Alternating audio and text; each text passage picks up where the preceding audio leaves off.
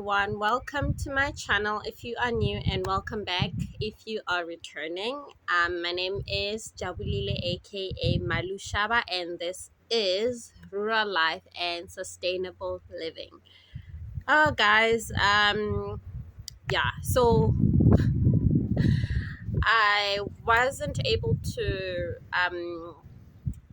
post a video last week, and I'll probably not be able to post videos for the next maybe 2 3 weeks, maybe. I'm not sure, because we are quite busy here at home. We're doing our fence, and these are DIY projects, and we want to set up our gardening because now our fence will be up, because the trees that we have, like, they just continuously get eaten, so they don't have progress because of the animals that graze around here.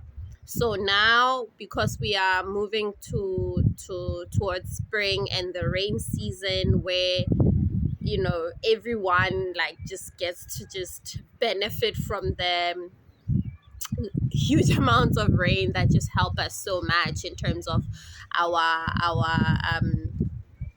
our harvesting and all of that, and just to help our plants grow, and everything that needs to grow just flourishes during this time.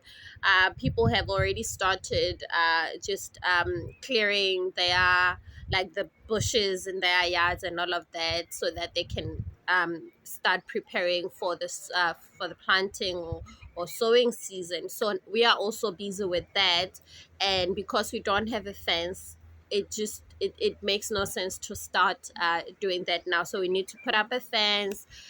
We're doing other things, like we've been busy with our shed, just to make sure that we protect the wood, because it's made with pallet wood. Our roof, because again, the rain is coming, and we know how that is. And like, already today we need to, like, we've done some because it, in terms of, like, when you built a house, you need to seal off the areas where the roofs, the nails excuse me, went in. We had never been able to do that, and we've had a problem every time it rains. So we've done that. Now we need to do our, we need to paint the roof, just to with a waterproof paint. So we're like doing multiple projects all at once, guys, and it takes up so much time because Amiel is not available during the week because he has to work. And then mostly we do these things on weekends, and during the week I do as much as I can because I have also other work that I do during the week. So we try and cover as much as we can during the week, but most of the work is done during weekends, so that we can just cover. And we also have some stuff that we've gotten other people to help us with, that is gonna start also this month. So it's really crazy, it's really busy. I don't have a lot of time, so that's the reason why I won't be able to post. But I'm gonna, once I have like some once as soon as things start to slow down again, then I'll be able to just to show you what we've been doing, what we've been up to. And I look forward to that, and I'm also very excited because, yeah, it's stuff that we've been wanting to do for so long. And yeah, I mean, we've in the past 2 years we've been trying to plant. If it wasn't the animals, it was the soil. So we've done so much work in the background in terms of preparing our soil. We're gonna show you all of that. We've done a lot of composting for the past 2 years, and now we're gonna use that, and I'm gonna show you all of that stuff that we've been doing. And I hope that you will benefit from that. And also, because we are learning as well, this is also a learning curve for us, so that we kind of know what works for our soil, what doesn't work, and what works for our land and what doesn't work. So and just also, besides that, there's also just communal stuff that we have to be involved in. I'm an introvert, guys, and normally in my life, I don't like to go to, like, imically and be like, weddings and funerals and things like that. Because for one, I'll tell you about funerals. I'm an empath, so I just end up just crying every time. Like, I'm at a funeral, even if it's somebody I wasn't very close to, I just end up crying. So I don't like to go at all to funerals. But since we've moved to a rural area, um, and I'll tell you this, it's just been such a humbling experience, such a the lessons I cannot amount to anything. I cannot. They are so great, so valuable, and I really also just want to share with you guys. So, um, we went to a funeral last week.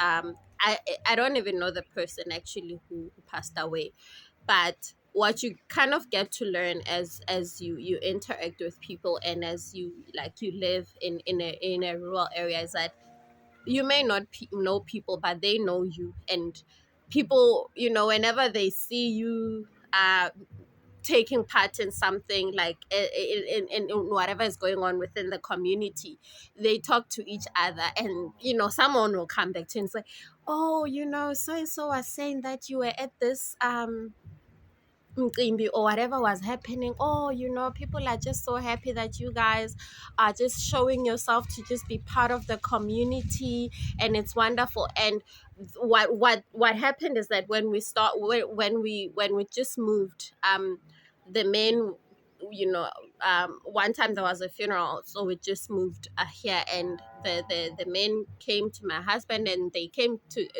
like maybe a couple of days before, and they told him, oh, there's a funeral at this home. We didn't even know anybody like that, like most of the people here. And also, I've mentioned before that the most of the people in our area are related to each other, so they know each other. So they came, they told us, okay, there's a funeral. So what we do here is, main, we go. Oh, also, people bury in their yard.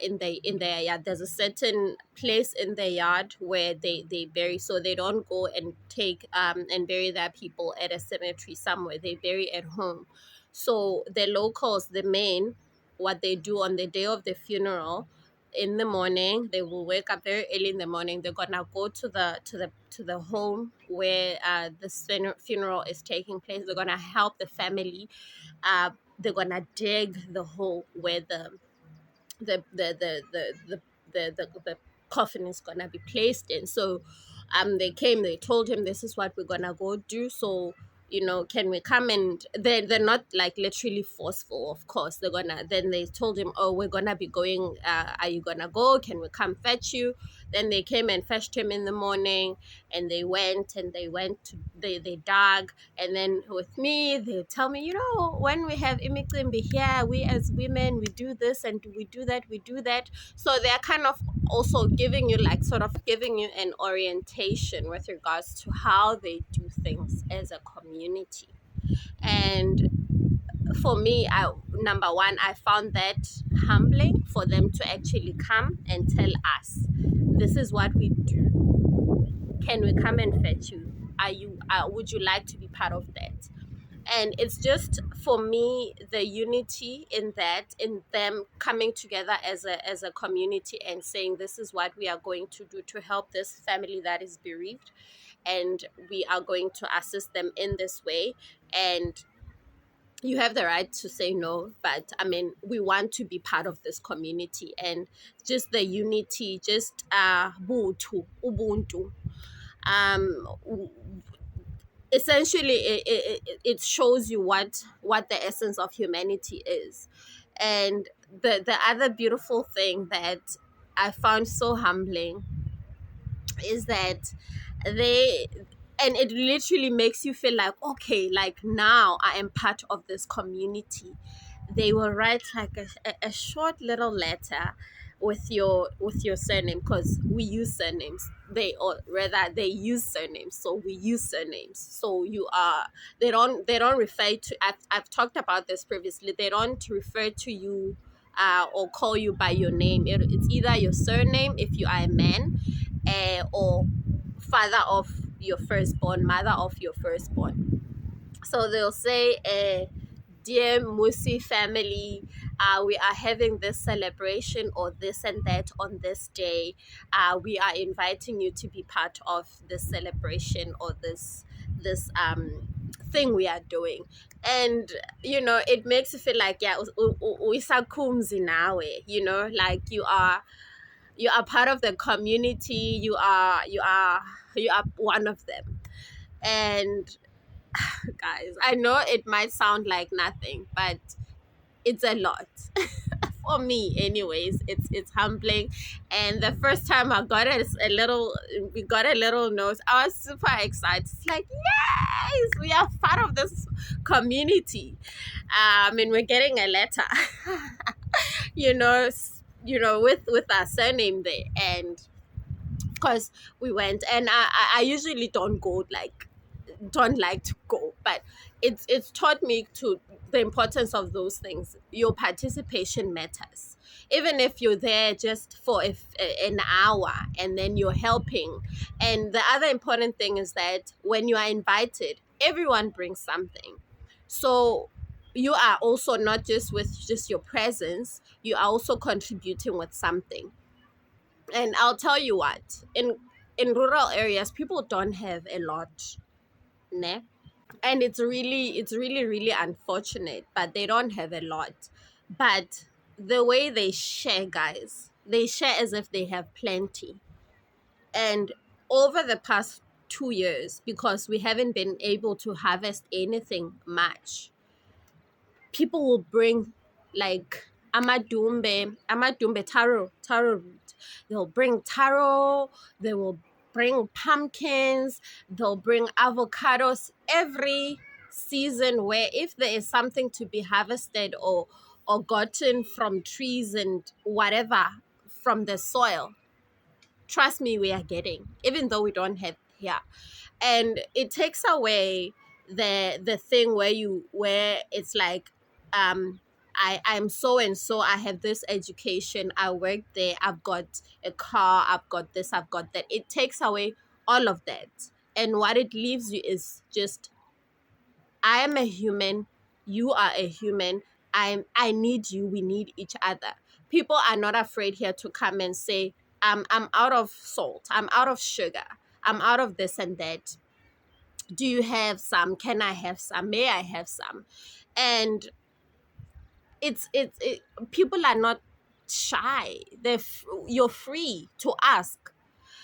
The other time, I think about 3 weeks ago, there was a problem in our section, because the electricity lines, we don't all have use the same line. So my neighbor can be using a different line, but also our neighbors are like a bit like far from us. Not far, but like it's not like your normal kind of neighbor where it's like literally here, because the yards are big. And also, like, yeah, someone might be on the other side of the street, but they are your neighbor.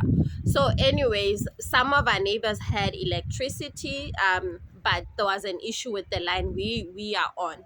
There was no electricity. Someone had, long story, but like it had to do with a fire and people not attending to their fires, because like I said, it's sowing season right now.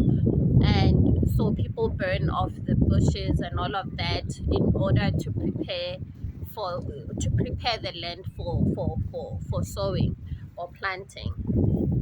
And so people start burning them off and all of that. So someone wasn't watching, and then it burnt off a pole.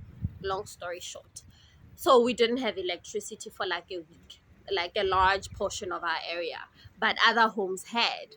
So we were basically able to keep our phones charged, because we just go to our nearest neighbor. If the nearest neighbor didn't have, we go to, wasn't at home, we just go to the other one. And everyone was just so open to helping, they didn't mind. And we've even, this is something we saw from like way back when we were just building. Everyone was so welcoming. so willing to help. It's I do not know how to open my heart and show you how this makes me feel and what I'm learning, because in this, these are not things you experience in a suburb, but in a community like this, it's so visible and it's so beautiful to experience and to watch. And so I was just speaking to one of the women here, because I'd taken our phones to charge at her house like the first day of this problem. And I'm like, oh, I'm so stressed. We out of gas, and now there's no electricity. We can't even use the electric stove. And I like, I don't know, I don't have big pots. I don't know how I'm gonna make water for us to bath, and I need to bath. And she just took a big pot and just cleaned it up, and like was like, yeah, you'll bring it back when this electricity thing is sorted. So I was just voicing out my stress, my frustration. I wasn't even thinking, oh, okay, you know what? I was just thinking, what am I gonna do? But she was like, no, you know what? I've got a big pot here. Here's a pot for you. And that's what we were using that big pot to make water for us to bath on the fire for that time. And what also I which is kind of like funny and like, but very interesting as well, is that like in any family, like I said, this is like basically a family. They're related to each other. Maybe this one doesn't get along with that one, and there's just whatever. But when the other person needs, like, is in need, like for example during the floods, our neighbor's house, the wall on from the side where the rain was like hitting the hardest or the most, the wall fell. And every single person, they came, whether they were helping them to carry their things by hand, to because they were already building a house somewhere else close by, they were helping. Well, if you had a car, if you had anything, everyone was helping. If you had cement, whatever, to help them just to quickly sort out the house, that because the house hadn't been finished. But everyone was helping, even those people that they don't get along with like that. But so you see that they do get along. Actually, it's just that, you know despite the issues that may be existing within a family or within a community amongst people, if a community member is in need, they will rise, they will come together, and they will be there. They'll be present to assist. They show up basically. And I also saw this at the funeral that we had gone to. Wow, like, this person would be considered to be like just a drunk somewhere else. That's what he would be viewed as. But here, the send off, and they even said this is a king. He was one of Amabuto. Amabuto is a warrior. It's a warrior in isiZulu. If you've ever seen like a funeral of a king before, you would have sworn that's a king, because the Amabuto, and basically it wasn't just Amabuto, it was just all the men in the community. When it was now close to the time where they need to take him to his last resting place, they came in. I really, and I had taken a video, but then I kind of like felt like, oh, you know what, I don't wanna, like, this is feels a bit invasive. But when they were coming towards the tent, it was like an army. They were singing, they were chanting. My husband didn't even know those songs, but he was there too, like, with his stick, because everyone had to go and get a stick, and all the men, and we all had to move and open and make way, and they were coming, and they were singing those songs. It was like an army. And they were got the begida, and oh mama besina. Ukita, like the men were dancing and the women were doing the dances that women do, but like, or just on the sides, but the main people that were in there and we had to make way for them were the men. It was beautiful. It was joyous. It was joyous. It was a difficult time, for the family, for the community, because this was, despite the fact that he would be considered, he was just a drunk, but he was a kind-hearted a person. He was loved by the community. He was loved by his family, and for me, that just made me feel like, you know, sometimes in life we may get to a place where we feel worthless because of, let it, maybe material, we don't have material wealth, or we are depressed about whatever, but you don't realize the impact you actually have in your family, in your community, and that your existence matters. You are important regardless of what you feel about yourself or what you think people think about you, but someone cares about you. And should you not be around, your space will not be filled. Your absence will be felt. And there's nothing life could ever do for your people, for your tribe, for your community that could ever fill that hole that you left. So that just really made me, well, like so many things happen around here that really make me reflect and just humble me. And it just takes away so much of the things that we think are important: material wealth, your education. It all doesn't matter. It all doesn't matter. You are a human being at the end of the day. And this is what this community has shown me. Wow. So actually, quick thing that I want to just mention.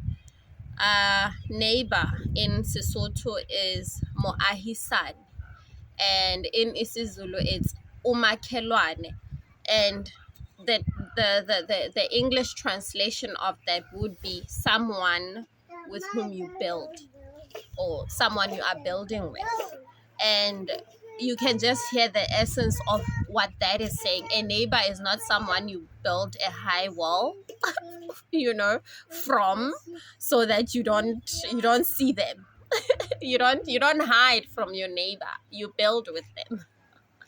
Because I mean, our high walls basically are there for us to not see what's going on that side, and for them to not see what's going on this side. So how are you gonna help each other if you're not even seeing each other? I think I might have previously even mentioned, before we moved to from where we're staying, we stayed in a suburb here in KZN for about 6 years, if I'm not mistaken. And we'd never spoken to our neighbors except like for once. And they had a big avocado tree. Let me not even go into that story for another day, but it was not pleasant. And then we didn't know the other neighbor on this side, we didn't know the other neighbors at the back. So, and for 6 years we were living with them. They were our neighbors. So when you look at those words, when you look at what those words actually mean um, in our languages, they actually tell you what these things are supposed to mean, or how we are supposed to relate to one another as neighbors. And I feel like that is such a powerful thing. And again, just to go back to why even though I'm an introvert, and I normally previously wouldn't be going to all these things that I now attend here in our community, is because we have realized how much these things mean. Our presence and their presence means in our lives and their lives. us going there and helping to dig a hole, me or us going there and washing dishes or bringing something, it means a lot. You are saying to your neighbor, umakhelwane wakho, moahisani wa hao, that I'm here for you and I know you're here for me, and I'm gonna show up every time you need me. Whether you know them, the if they're like, it's a funeral, like I said, I didn't know the person whose funeral we were going to, but for our neighbors, that meant a lot. It meant that we are grieving with them, we are with them, we are supporting them, and just this is just with just your presence, not even the other things. So I'm just saying that ukuba umakhelwane, to be somebody's neighbor, you have to really show that in your actions, in who you are to them.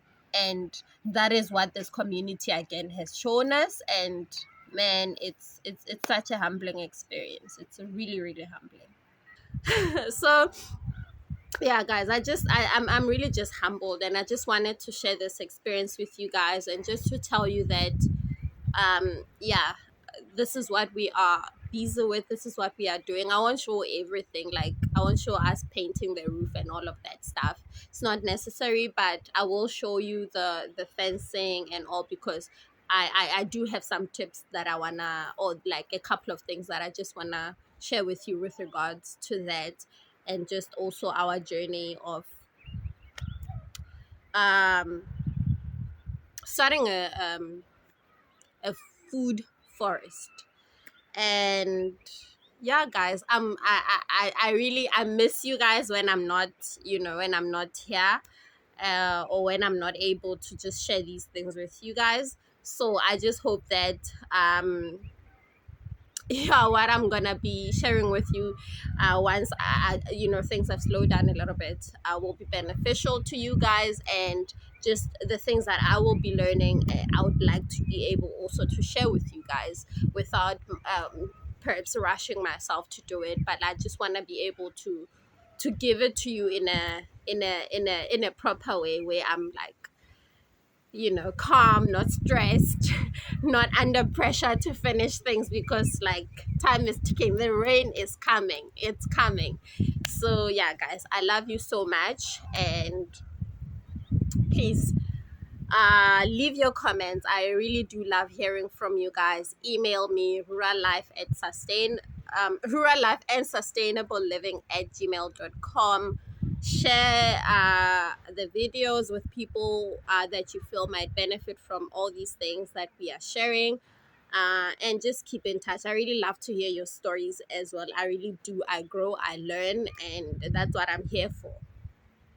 See you in the next video. Subscribe if you haven't subscribed.